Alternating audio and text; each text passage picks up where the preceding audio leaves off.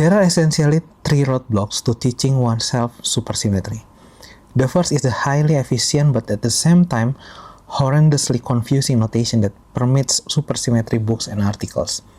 It's hard not to get discouraged by the dizzying profusion of indexes that sometimes do not even seem to be used consistently, as in chi, I, and chi, a, chi, a dot,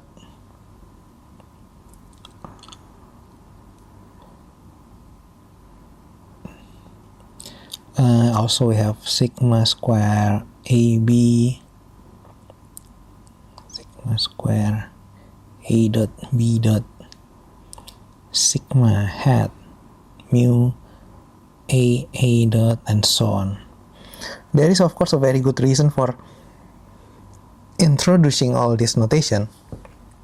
It helps immensely in constructing invariant quantities and making expression as compact as possible.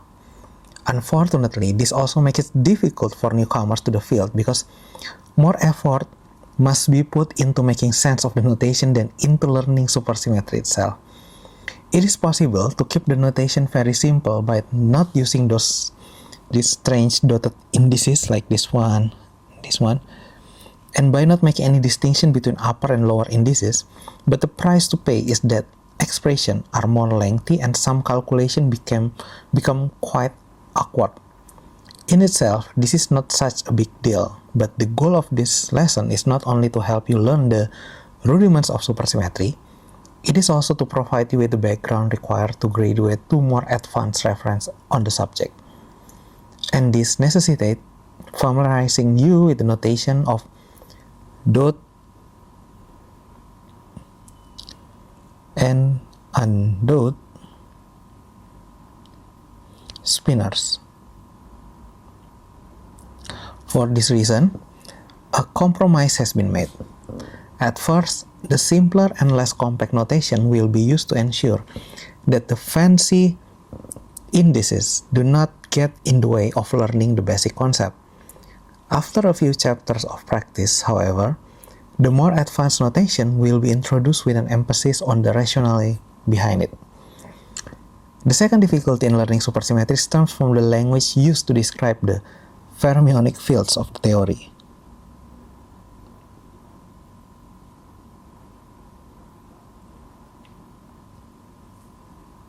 Supersymmetry requires the use of Weyl or Majorana spinor.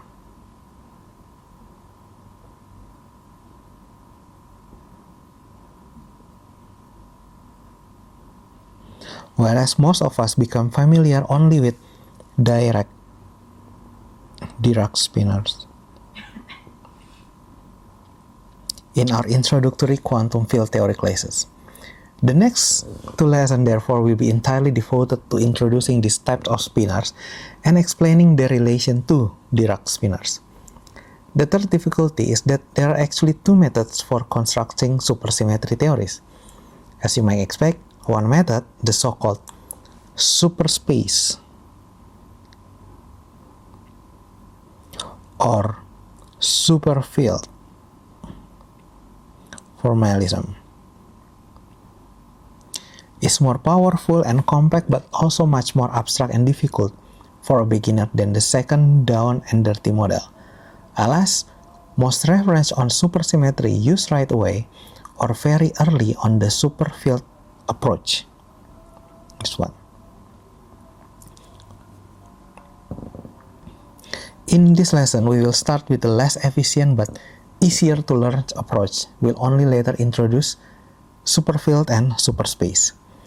Supersymmetry is a huge and formidably complex topic. In writing a book on the subject, one is faced with a gut-wrenching dilemma. Should one try to touch on as many aspects of the theory as possible, albeit in a necessarily superficial manner, or should one restrict oneself to a very small, almost infinitesimal subset of the theory with the goal of making the presentation, and especially the mathematical derivation, as thorough and detailed as possible. Well, for the present book, this decision was not difficult because the goal of this series is to provide readers with self-teaching guide. This implies that the accent must be put on covering in depth the more basic concept, even if it means paying the price of sacrificing several advanced topics. For example, we will not cover so-called extended supersymmetry, so this one is not covered.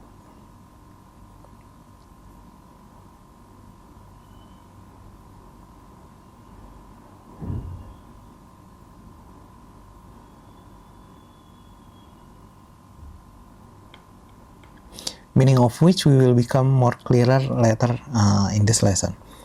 And also supergraph,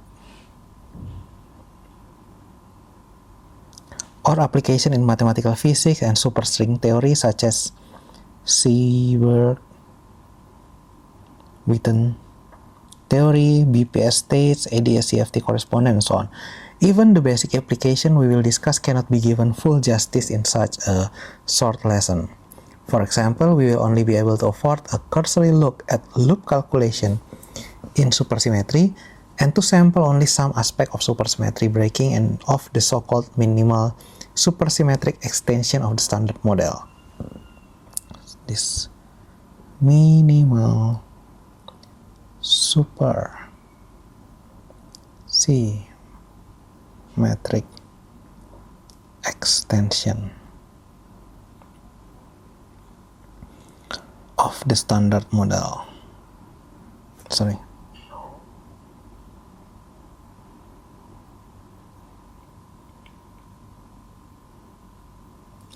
Known as MSSM. The purpose of the present work is therefore not to make anyone an expert on supersymmetry or even on any particular application of supersymmetry. It is rather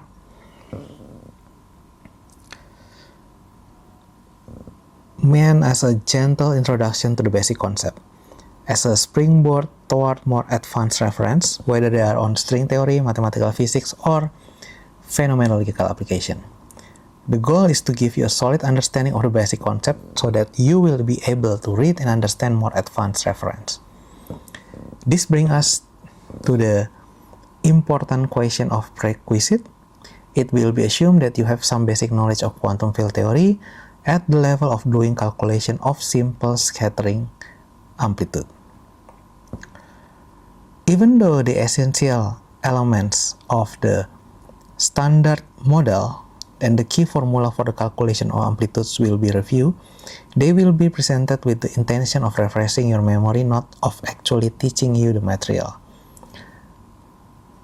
A very pedagogical introduction of the standard model is offered by Griffith, and also the older book that slightly more advanced level.